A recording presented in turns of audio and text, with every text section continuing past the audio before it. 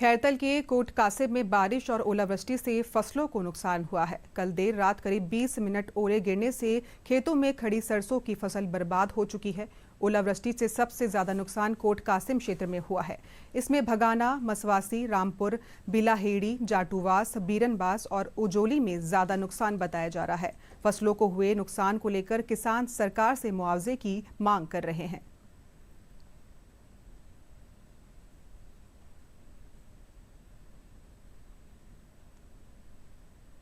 रात को लगभग 10 बजे ओलावृष्टि हुई है और ओले का साइज भी जो बड़ा बेर होता है उतना था। किसानों की सरसों की फसल बिल्कुल ख़त्म हो चुकी है और मैं तो ये कहूँगी कि ओला की जो ऊंचाई रही है वो लगभग 1 फुट की रही है।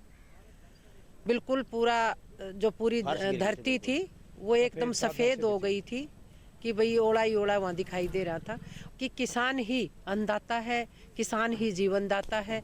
अगर इनकी सरसों की फसल जो एक ही फसल लेते हैं साल में, इसका भी मुआवजा उनको अच्छा मिले तो मैं ये कहूँगी कि ऐसे बुरे वक्त में उनको जीवनदान मिल जाएगा और सरकार को इस बारे में गंभीरता से सोचना चाहिए। और जो भी किसानों के लिए बात होगी ऊपर आदरणीय भूपेंद्र सिंह जी के माध्यम से हम इसके जो भी कुछ हो सकेगा वो करेंगे। उनको मैं अवगत कराऊंगा इस बारे में जो भी किसानों के साथ नुकसान हुआ है।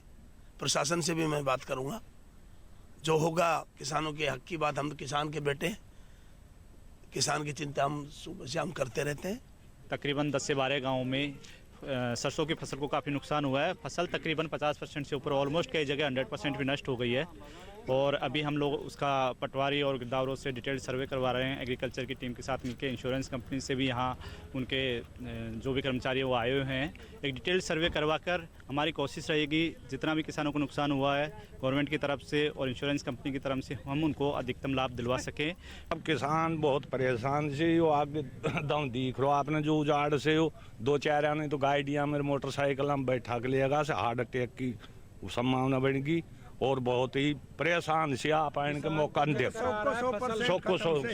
और मैं अपने ग्राम वासियों की तरफ से भी अपनी तरफ से भी आप सभी को अवगत करा रहा हूं कि हमारे जो पूरी सीम के अंदर चारों तरफ से रात को करीब 10 से 11 बजे के बीच में जो ओलावृष्टि हुई है बहुत तेजी से, जो लगातार कम से कम आधा घंटा से 1 घंटा के बीच में लगातार जो ओला की बारिश हुई है, ये इससे हमारी फसल पूरी तरह से तहस नहस हो गई है।